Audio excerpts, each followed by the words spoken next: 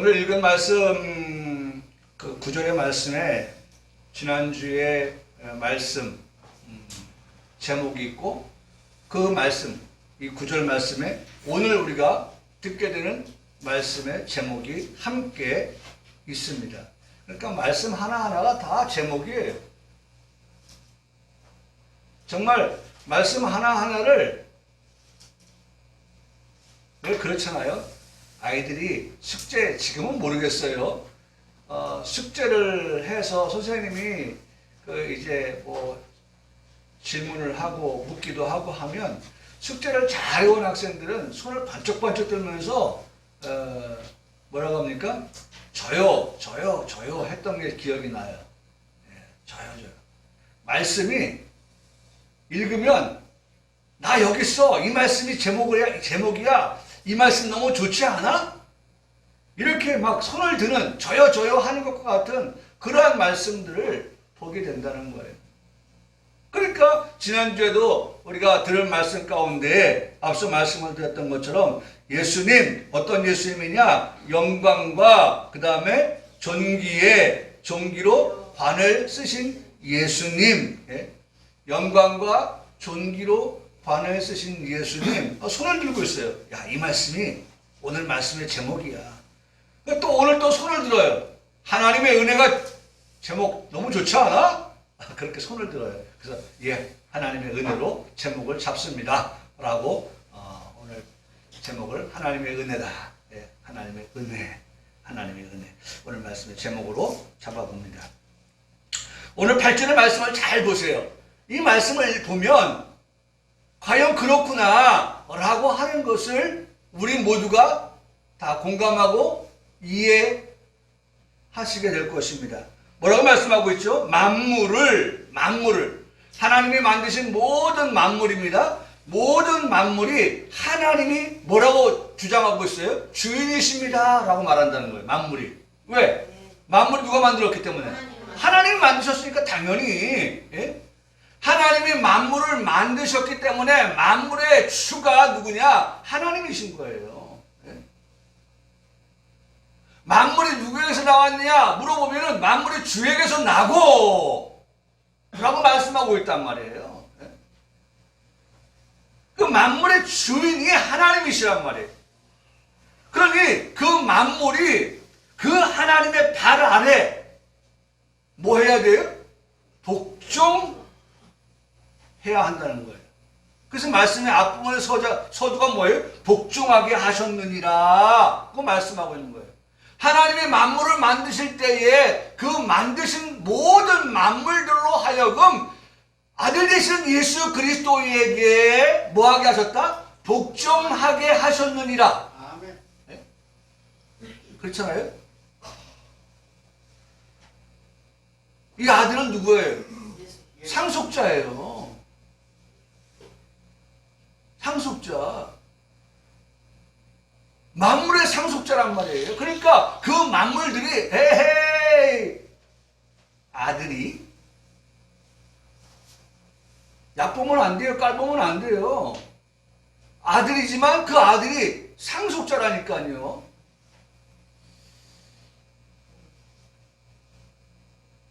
그 만물들을 그 상속자 되신 예수 그리스도에게 뭐하게 하셨다? 복종하게 하셨느니라 라고 분명하게 말씀을 하시고 있습니다.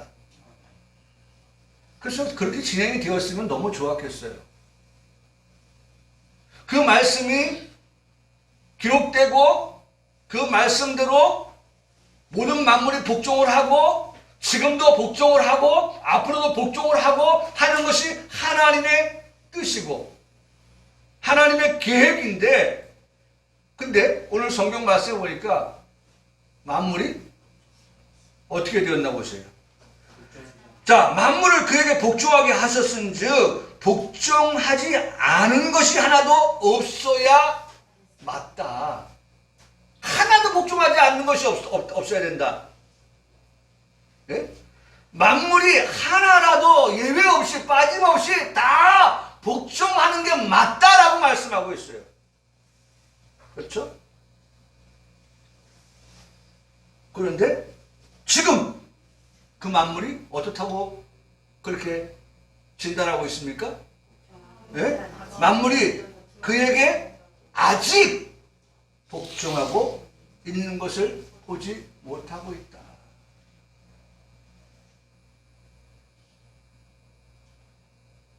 여러분, 이 말씀을요, 나 빼놓고, 나 제외, 나 열외 시켜놓고 다른 만물들을 가지고 이 말씀을 보려고 하지 마세요. 나는 어떤가? 만물 가운데 나는 어떤 사람인가?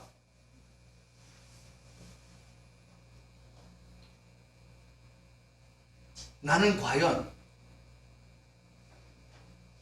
이 8절에, 이 9절에 이 말씀처럼 정말 나는 그렇게 만물 가운데 하나로서, 한 사람으로서 그렇게 복종하며 살아가고 있는가?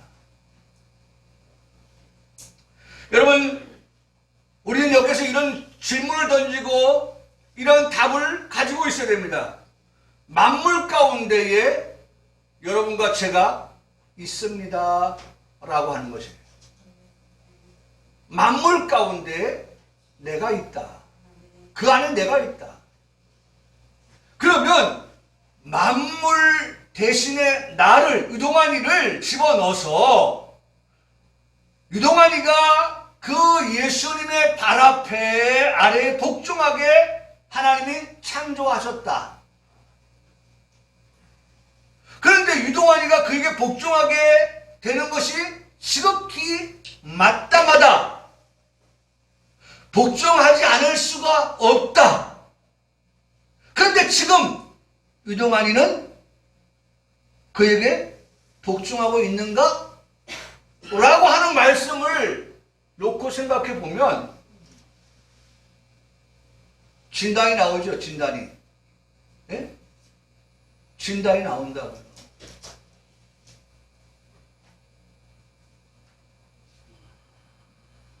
누구보다도 내가 나를 잘 알아요. 이 질문 앞에, 이 물음 앞에, 이 말씀 앞에 나는 어떤 대답을 가지고 있는가? 나는 뭐라고 이 질문에 대답할 것인가?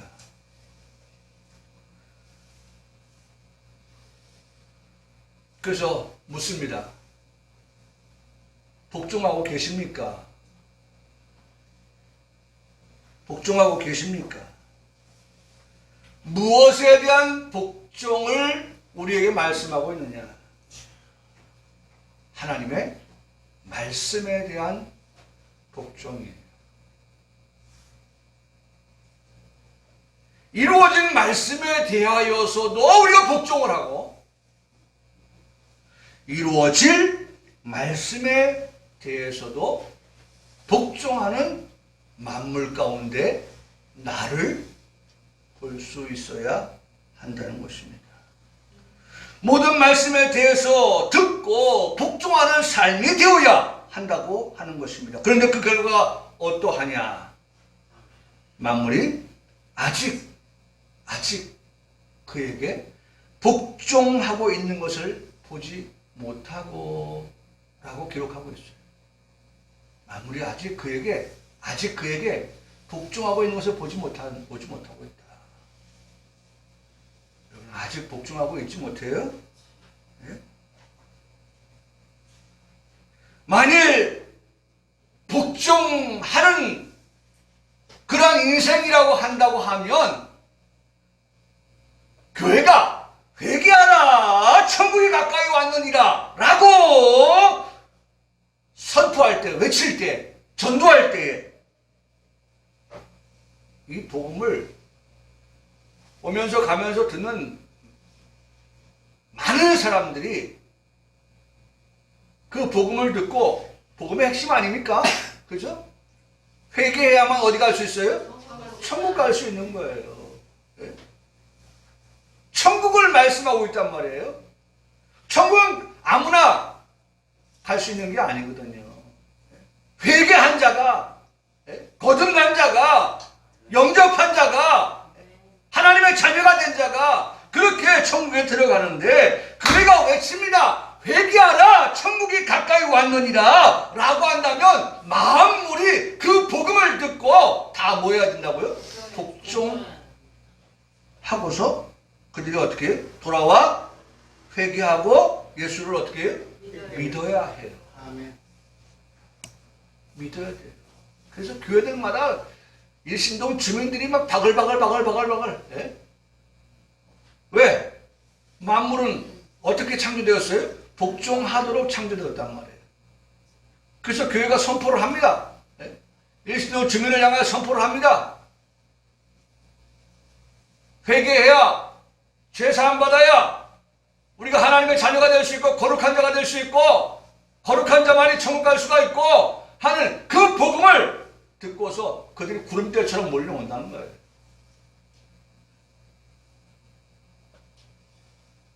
근데 오늘 말씀해 보니까 아직이에요. 아직. 근데 이 말씀을 들으면 참 절망스럽습니다.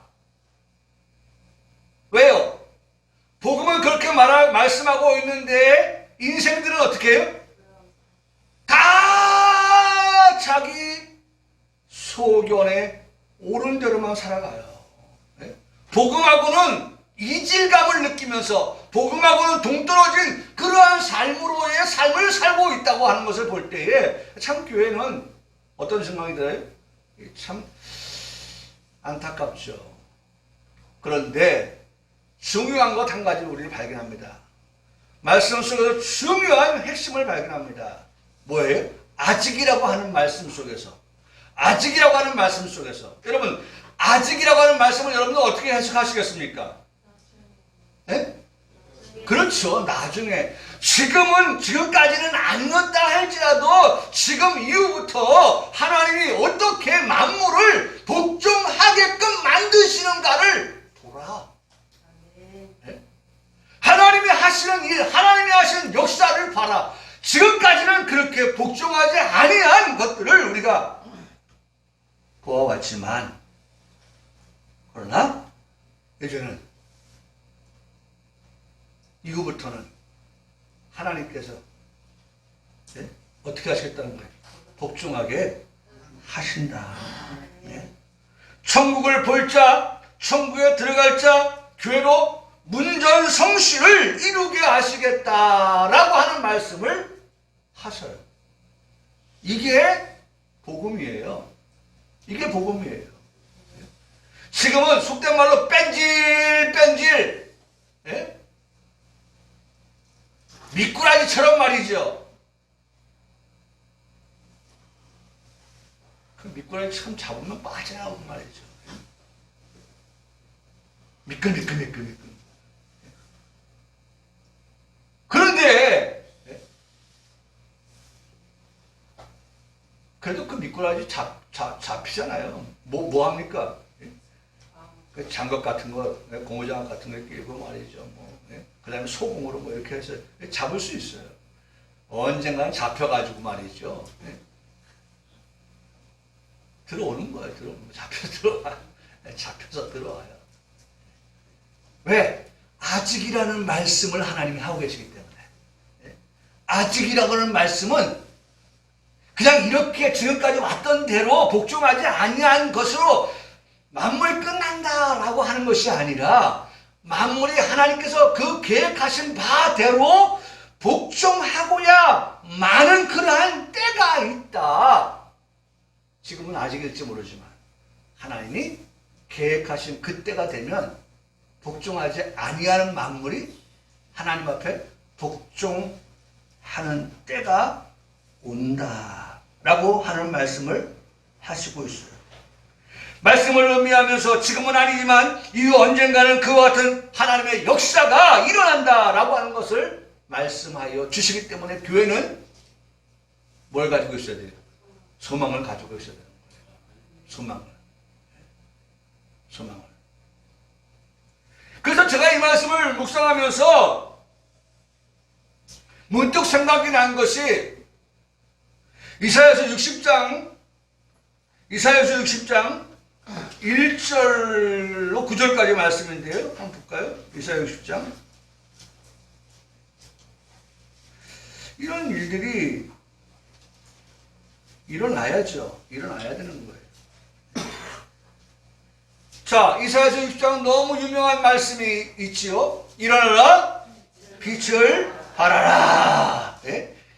하나님께서 교회를 일으켜 세우시는, 예? 아직까지 복종하지 아니하는 자들이 있어서 참으로 교회가 힘들고 어려운 날들이 있었지만 하나님의 약속의 말씀을 붙들고 오늘까지 그렇게 참고 기다리면서 준비해온 교회로 하여금 이제는 뭐하라? 일어나 빛을 발하라. 이는 내 빛이 이르렀고 여호와의 영광이 내 위에 임하였으리라. 보라, 예? 복종하지 아니하는 그런 어둠의 때가 있었지만, 예? 어두움이 땅을 덮을 것이며 캄캄함이 만민을 가리웠지만 오직 여호와께서 내 위에 임하실 것이며 그의 영광이 내 위에 어떻게 나타나시리라. 예? 하나님의 영광이 이제 그 위에 임하고 나타난다고 말씀을 합니다. 예? 상황은 어떤 상황이에요? 지금까지는 아직까지는 뭐예요? 땅이 어둠을 덮었고 캄캄한 만민을 가렸던 그러한 복종하지 아니하는 때였지만 하나님의 신이 그 위에 임하고 그 위에 나타나니, 자 보세요. 3절. 나라들은 내 빛으로, 왕들은 비치는 내 광명으로 어떻게 하리라? 할렐루야. 여러분, 오늘 이 8절의 말씀을 읽으면서 저는 이 시편 이사야 60장의 이 말씀이 제 마음속에 문득 찾아온 것은, 그래, 아직이라고 하는 이 말씀 속에는 절망적인 것도 있지만 반면에는 희망이 있다라고 하는 것도 우리가 그 말씀에서 찾게 되는데, 그 말씀이 이사야서 60장의 말씀에 정확하게 말씀하고 있는 것을 보게 됩니다. 그러면서 4절에 내 눈을 들어 사방을 보라. 사방을 보라는 말이 뭐예요? 예? 아니, 앞만 보라고 하면 앞에서 오는 것만 있다는 거 아니에요. 그런데 왼쪽만 봐라. 그럼 왼쪽에서 오는 것만 있다는 거 아니에요. 그런데 사방을 본다는 것은 사방에서 몰려온다는 거예요. 사방에서. 동서남북 사방에서. 네? 사방에서 몰려온다는 거예요. 자, 보세요. 내 눈을 들어 사방을 보라. 무리가 다 모여 내게로 오느니라. 내 아들들은 먼 곳에서 오겠고 내 딸들은 안기어 올 것이라. 그때 내가 더 기쁜 빛을 내며 내 마음이 놀라고 또 화창하리니 이는 바다의 부가 내게로 돌아오며 이방 나라들의 재물이 내게로 옴이라. 허단 낙타 미디안의 에바의 어린 낙타가 내 가운데 가득할 것이며 스바 사람들은 다 금과 유황을 가지고 와서 여호와의 찬송을 전파할 것이며 게다라 양무리는 다 내게로 모일 것이요 느바디의 수량은 내게 공급하고 내 재단에 올라 기꺼이 받음에 되리니 내가 내 영광의 집을 영화롭게 하리라. 저 구름같이 빌같이 그 보금자료 날아가는 것 같이 날아오는 자들이 누구냐? 라고 말씀합니다. 그들이 누구였어요? 그들이 누구였어요? 하나님께서 준비한 그와 같은 모든 자들이, 복종하는 자들이 다 그들이 주님께 나온다. 9절 한 절만 더 읽겠습니다. 그 섬들이 나를 악마하고 다시의 배들이 먼저 이르되 먼 곳에서 내 자손과 그들의 은금을 아울러 싣고 와서 내 하나님 여호와의 이름에 드리려 하며 이스라엘의 거룩한 이에게 드리려 하는 자들이라. 이는 내가 너를 영화롭게 하였음이라. 네? 하나님께서 마침내 교회를 통하여 하나님이 어떻게 영화롭게 하신다. 그런 하나님께서 영화롭게 하는 그들을 통하여 하나님이 영광을 받으시고 하나님께서 그들을 통하여서 하나님이 영화롭게 하는 그들을 통해서 하나님께서 존귀의 관을 쓰시겠다. 이게 우리 지난주 제목 아닙니까? 네? 여러분, 그러니까 결과적으로는 뭐예요? 지금 아직까지는 복종하지 아니하는 것 때문에 실망하고 낙심하지 말라는 거예요. 네? 하나님께서 때가 이르면 역사하시는데 그 역사가 일어날 때에는 그 복종하지 않았던 것들조차도 다 하나님 앞에 회개하고 하나님 앞에 이와 같이 빛 가운데는 모여드는 이 같은 역사가 반드시 일어나고야 만다라고 하는 것을 말씀해 주고 계시는 것입니다. 사랑하는 성도 여러분, 아까도 말씀드렸지만 이 말씀은요, 만물이 다 나라고 하는 것을 항상 잊으면 안 돼요. 그래서 우리는 복종하며 사는 성도가 되어야겠다라고 하는 다짐을 오늘 이 말씀을 통해서 생각해 보는 거예요. 말씀을 들었습니다. 그러면 그 들은 말씀을 어떻게 살아요? 복종하며 살겠습니다. 말씀을 들었으면 그 말씀을 따라서 순종하며 살겠습니다. 다음으로 미루어 살지 아니하고 지금 복종하며 살겠습니다 라고 하는 우리의 고백이 되어야 한다는 것입니다.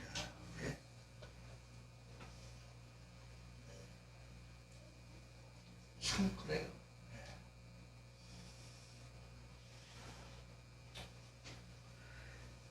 자, 9절 말씀 보세요. 오직 우리가 천사들보다 잠시 동안 못하게 하심을 입은 자 곧 죽음의 고난받으심으로 말미암아 영광과 존귀로 가르치신 예수를 보니 이를 향하심은 하나님의 은혜로 말미암아 모든 사람을 위하여 죽음을 맛보려 하심이라고 말씀하고 있습니다. 여러분, 예수님께서는요, 당신의 친히 우리에게 행하심의 본을 보이신 분이십니다. 행하심의 본을 보이신 분이에요. 여러분, 오늘 우리가 우리 가정을 참 가지고 살 때에 그 행함의 본을 보인다고 하는 것이 중요한 거예요. 행함의 본을 보인다. 그러니까 예수님도 우리에게 행함으로써 본을 보이신 거예요. 1588? 1588. 앞뒤가 똑같은 전화번호. 무슨 말이에요? 앞과 뒤가 같아야 되는데 앞에서 말한 것과 뒤에서 행하는 것이 다르면 그 사람이 100마디를 해도 그 100마디 다 어떻게 해요? 안 믿어요. 안 따라요. 근데 이 사람이 앞에서 한 말을 보니 뒤에서는 어떻게 해요? 그대로 말대로 실천에 옮기는 그 모습을 보니 이 사람이 100마디 하면 100마디대로 이 사람은 실천한다. 그 사람이 무한한 신뢰를 보내게 되는 거예요.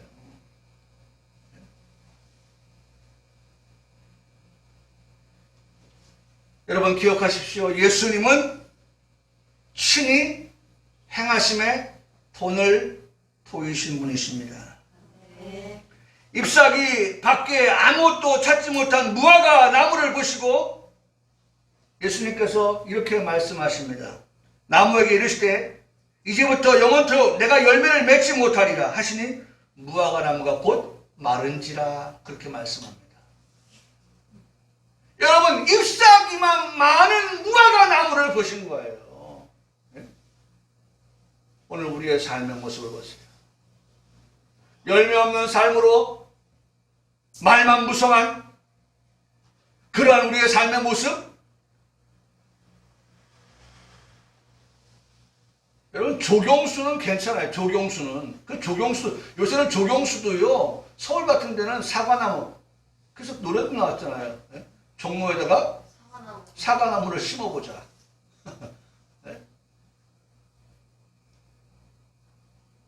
제가 어제도 우리 희진이 청년하고 차를 세차를 하는데 너무 꽃가루가 그냥 세차를 했는데 꽃가루가 묻어가지고 또 비까지 왔잖아요. 또. 그러니까 엉망인 거예요. 그래서 제가 세차하면서 우리 희진 청년한테 야 이거 저기 뭐야 나무를 다 뽑아야 돼. 다 뽑아. 꽃가루 날리지 아니야. 좀 나무를 좀 심자. 그런 얘기가 있었거든요. 왜냐면 꽃가루가 날리면 안지대도 안 좋고 눈병도 나고 그런 것들이 있어서 좀 나무를 가로수나 이런 것들을 좀 바꿔보자. 그런 얘기들도 있었거든요. 그러니까 조경수에는 괜찮아요. 그나마 열매가 없어도. 그런데 과수원에 심겨진 나무가 자리를 덕하니 차지하고 있으면서 주인이 뭐만 기다리고 있겠어요? 열매만 기다리고 있죠. 예? 열매만 기다리고 있어요. 근데 열매는 맺지 못하고 잎만 무성해요. 그럼 주인이 어떻게 하겠어요? 그걸 잘라버리는 거예요. 예? 베어버려요. 성경이 오늘 우리에게 그렇게 말씀하고 있습니다. 예? 오늘 우리의 신앙을 한번 들여다보면 우리의 신앙이 바로 그런 모습, 복종하지 않는 모습 속에서 우리의 삶의 모습이 위선적인 제가 이 단어를 선택했는데 위선적인 종교라는 말을 듣게 된다라고 하는 것입니다. 우리 성도들이 교회된 우리 성도들이 입만 무성하고 열매가 없는 그런 삶을 살면 사람들이 볼 때에 위선의 종교. 그래서 부끄럽고 그래서 창피한 평을 듣게 되는 것입니다. 아직까지 그리스도인에 대한 기대치가 있을 때에 그나마 그런 얘기도 들을 수 있게 되는 거예요. 아예 그리스도인이라 말할 수 없는 때가 되면 이런 말조차도 듣지 못하는 때가 오게 될 것입니다. 본문은 앞에 말씀에서 우리를 이어서 예수님을 말씀을 하고 있어요. 우리 그리고 예수님. 행하심에 따르는 예수님이셨기 때문에 우리가 생명을 얻게 된 것입니다. 행하심에 따르는 예수님이셨기 때문에 생명만 얻은 것이 아니라 우리는 구원도 얻게 된 것입니다. 죄가 없으신 예수님께서 자신과 상관없는 십자가에 달리셨을 때에 지나가는 사람들이 머리를 흔들면서 예수님을 향하여 모욕하는 말을 듣게 됩니다. 그들의 말은 이런 겁니다. 이르되 성전을 헐고 사흘에 짓는 자여. 이 사람들은 몰랐어요. 성전된 예수님이라는 사실을 몰랐던 거예요. 3일 만에 그 성전이 무너졌다가 다시 복구되어진다고 하는, 죽으셨다가 다시 살아난다고 하는 그것을 알지 못하는 저 무지하고 몽매한 그러한 백성들이 십자가에 달리신 예수님을 바라보면서 지나갈 때에 하는 말, 성전을 헐고 사흘 만에 지는 자여, 내가 만약 하나님의 아들이거든 자기를 구원하고 십자가에서 내려오라고 그렇게 모욕을 주었습니다. 그와 같이 대제사장들도 서기관들과 장로들과 함께 희롱하였다. 종교 지도자들마저도 예수님을 알아보지 못했던 거예요. 메시아를 알아보지 못했던 거예요. 그래서 예수님을 향하여 희롱하는 그러한 지도자들을 봅니다. 그가 남은 구원하였을 때 자기는 구원할 수 없도다. 그가 이스라엘의 왕이로다. 우리 지난주에 말씀드렸죠. 예수님은 이스라엘의 왕이, 유대의 왕이 아니에요. 예수님은 뭐예요? 만왕의 왕이죠. 만왕의 왕. 지금 십자가에서 내려올지어다. 그리하면 우리가 믿겠노라. 그가 하나님을 신뢰하니 하나님이 원하시면 이제 그를 구원하실지라. 그의 말이 나는 하나님의 아들이라 하였도다 하며 함께 십자가에 못 박힌 강도들도 이와 같이 욕하더라. 조롱하고 희롱하고 욕하였어. 예수님을 향하였어. 십자가로 육신의 고통을 다 받으셨을 뿐만 아니라 정신적으로 고통을 당하시고 모욕을 당하시고 희롱과 욕을 들으셨던 예수님. 여러분들을 향해서 그런 것들을 하고 듣고 한다고 한번 생각을 해보세요. 아이, 하나님의 말씀에 순종이고 복종이고 나발이고 그냥 내려가서 저것들 그냥 주먹이 운다 주먹이 울어요. 예수님 그러셨습니까? 예수님 끝까지 참으셨어요. 한번 따라하세요. 끝까지 참으신 예수님. 저들이 하는 것을 저들이 모르고 있어요, 지금. 네? 저들이 지금 예수님을 향하여서 모욕하고 희롱하고 욕하고 하는 그런 모든 것들은 예수님이 하나님의 아들이시며 메시아라고 하는 사실들을 모르고 하는 일이다. 그렇게 예수님은 말씀하시죠. 여러분, 예수님께서 그렇게 멸시와 천대를 받으시면서 모욕을 당하고 희롱을 당하며 욕을 받으면서 여러분 십자가에 매달려 계셨던 이유가 뭘까요? 그것은 순종이에요. 그것은 복종이에요. 여러분, 아까도 제가 이 구절의 말씀을 시작하면서 말씀을 드렸습니다. 예수님은 친히 행하심의 본을 보이신 분이시다. 예수님은 지금 본을 보이신 것입니다. 십자가에서 본을 보이셨어요. 십자가에서 내려오라 외치는 그들을 주님은 물끄러미. 아이고, 저 불쌍한 놈들, 천부지한 놈들, 몰라서 저러지, 몰라서 내가 누구인지 몰라서 지금 저들이 저러는 거야. 주님은 그런 그들을 물끄러미 바라보셨네.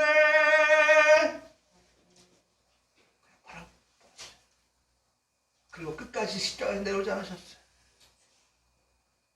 예수님은 하나님의 말씀에 온전히 순종하고 온전히 복종하신 것입니다. 여러분, 오늘 예수님이 우리에게 본을 보이셨습니다. 우리가 하나님의 말씀을 따라 순종하다가 혹은 모욕을 당하고 혹은 희롱을 당하고 혹은 욕을 당할 때라도 예수님이 우리에게 보였던 그 모습을 우리는 보았습니다. 우리는 들었습니다. 그러므로 오늘 우리가 어떻게 삶을 살아가야 할 것에 대하여서 우리에게 교훈하여 주고 계시는 것입니다. 여러분, 예수님께서 그렇게 복종하시고 순종함으로 십자가에서 내려오시지 아니한 이와 같은 일들 철저하게 우리에게 하나님의 은혜가 흘러 넘치도록 하게 하심이라는 것입니다.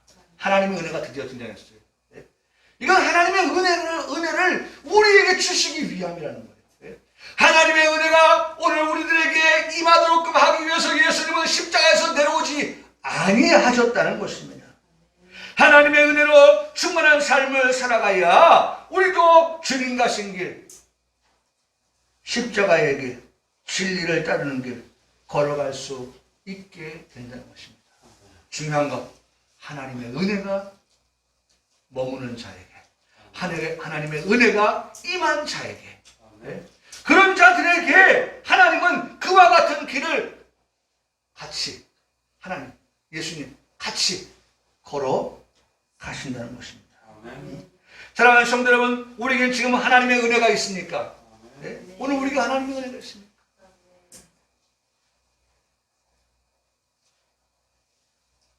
그 은혜가 있어야 우리가 복종할 수 있어요.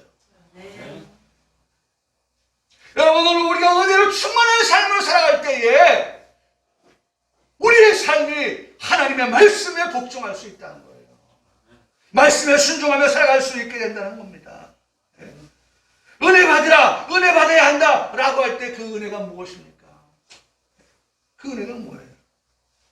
예수님을 그렇게 오랜 시간 믿고서 은혜가 무엇이냐라고 물으면 막힐 것이 없는 대답이 우리에게서 나와야 되는데, 여러분, 그 은혜가 무엇입니까? 요한복음 1장 17절은 정확하게 우리에게 이렇게 말씀해 주고 있습니다. 율법은 모세로 말미암아 주어진 것이요 은혜와 진리는 예수 그리스도로 말미암아 온 것이라. 여러분 보세요. 은혜, 진리 두 개죠? 은혜, 진리. 그 다음에 예수 그리스도.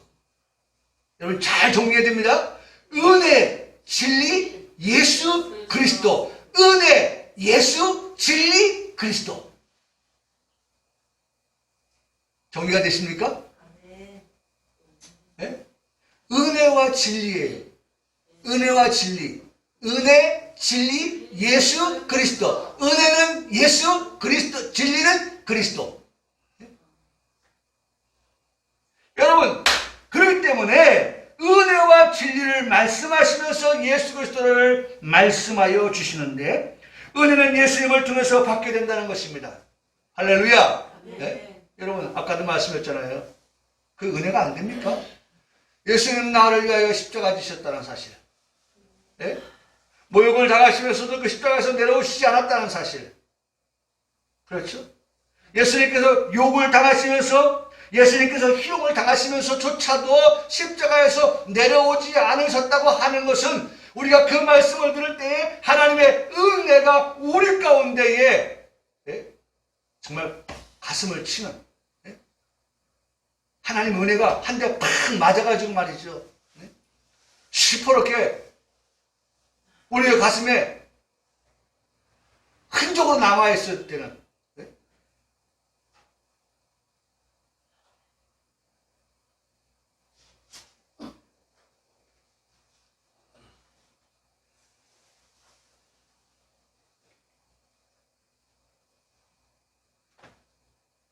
한번 따라하시겠습니다. 은혜는 예수님을 통해서 받게 되는 것입니다. 은혜는 예수님을 통해서 받게 되는 거예요. 진리는요, 진리는 그리스도를 통해서 받게 되는 거예요. 그러므로 은혜는 예수님께서 우리를 위해 이 땅에 오심부터입니다.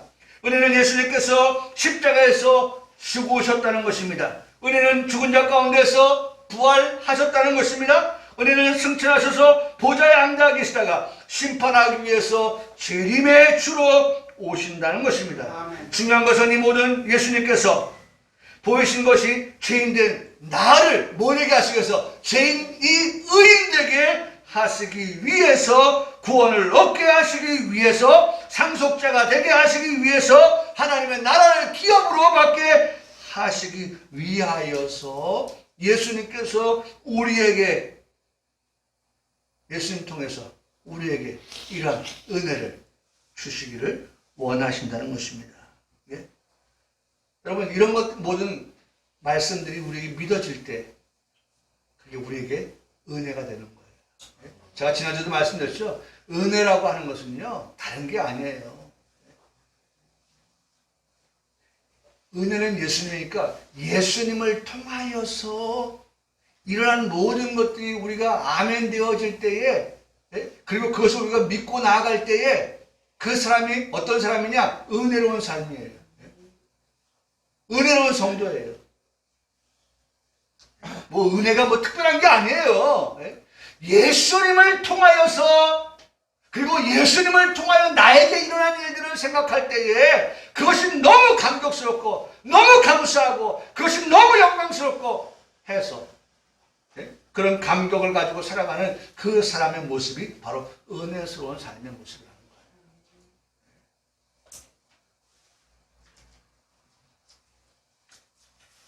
이것을 잊지 않고 기억하며 살아가는 것이 은혜 충만한 삶이라고 하는 것을 우리에게 말씀해 주고 있습니다. 카리스. 은혜는 카리스예요. 선물. 은혜는 선물이에요.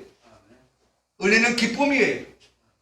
은혜는 감사할 가치가 있는 것이라고 설명하고 있어요. 카이로에서 유래한 말인데 유쾌하게 되다. 여러분, 은혜 받은 사람 보세요. 은혜 받은 사람 보면 기쁨이 넘쳐요. 유쾌해요. 행복해요. 지난주에 노래 불렀죠, 제가. 나는 행복합니다. 나는 행복합니다. 뭐 때문에 행복한 거예요?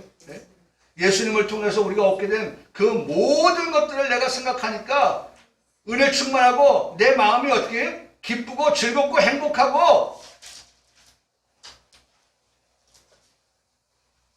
그 다음에 이 카이로 환영한다. 그래서 여기 보면 이렇게 현수막에다 환영, 환영. 저기 도쿄에서 이제 올림픽이 열리면은 선수단을 뭐합니까? 환영. 코리아 선수단을 환영. 환영한다. 오늘 예수님을 통해서 얻게 된 모든 것들을 내가 뭐합니까? 할렐루야, 환영합니다. 내가 예수님을 환영합니다. 예수님을 통해서 얻게 된 모든 것을 환영합니다. 배타하는 것, 밀어내는 것이 아니라 할렐루야, 할렐루야, 환영합니다. 그리고 갈라디아서는 마지막으로 뭐예요? 축하합니다. 오늘 우리가 모두가 다 그런 하나님의 은혜를 받은 자이기 때문에 서로가 서로를 어떻게 해요? 축하해주고 축복해주고 환영하고 축복하고 행복하고 유쾌하고 기쁘고 이게 은혜예요. 선물로 받은 것을 생각하니까 너무 기쁜 거예요. 예수님이 선물 되었단 말이에요. 우리가 부활절 때도 예수님이 이 세상 최고의 뭐예요? 선물이라고 써붙였잖아요. 최고의 선물 예수님.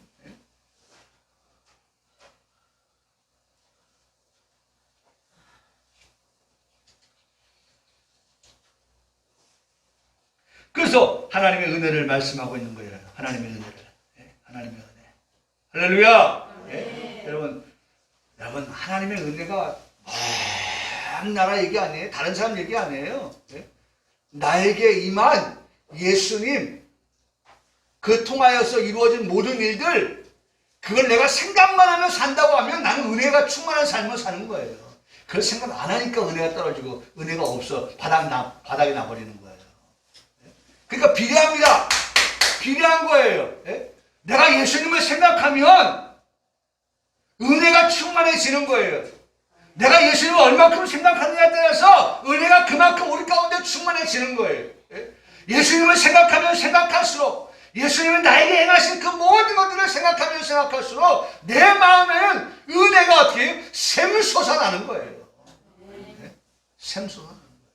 마치 샘물에서 물이 올라오듯이 하나님께서 우리 마음속에 그런 기쁨과 즐거움과 유쾌함과 행복함과 축하하고 축복해주고 할 그런 모든 것들이 우리 속에서 막 계속해서 메마른 땅이 아니라 심령이 아니라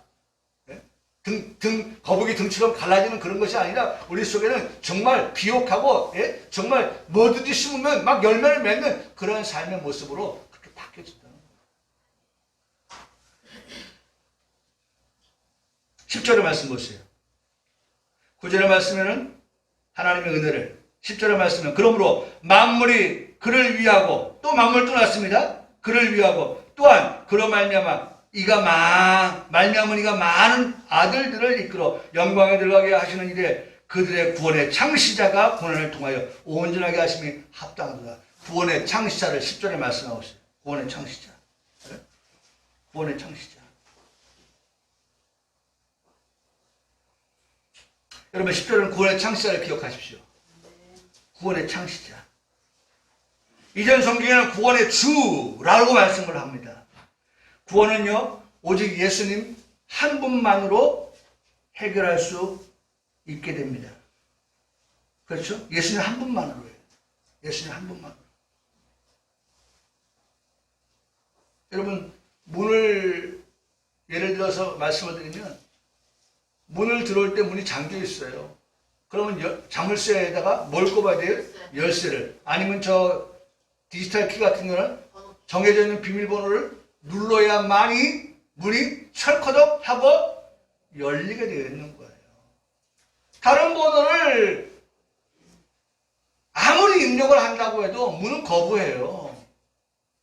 우리의 구원은 오직 누굴 통해서만 해요? 예수 그리스도 한 분 외에는 다른 이름이 우리에게 주어진 일이 없기 때문입니다. One pit, 지난주에 말씀드렸죠. 예고 드렸었죠. One pit to bring, 가져왔다는 거예요. 딱 안성맞춤의 것을 가져왔어요. 뭐에 대한 것? Them into their salvation. 그들의 구원에 있어서 딱 맞추어진 그러한 열쇠가 뭐냐, 누구냐라고 할 때 그것은 예수 그리스도다. 오늘 우리에게 안성맞춤의 구원의 유일한 키, 열쇠는 뭐냐? 예수 그리스도다. 원피트, 원피트. 꼭 맞는 하나. 구원에 꼭 맞는 열쇠는 예수 그리스도예요. 다른 열쇠 100개, 1000개 가져도 소용없어요. 구원 얻을 수 없어요. 오직 예수 그리스도만이 원피트. 우리의 구원에 있어서 never salved. salvation. 유일무이한 길, 방법은 오직 예수님을 통해서라는 사실을 우리에게 말씀해 주고 계십니다.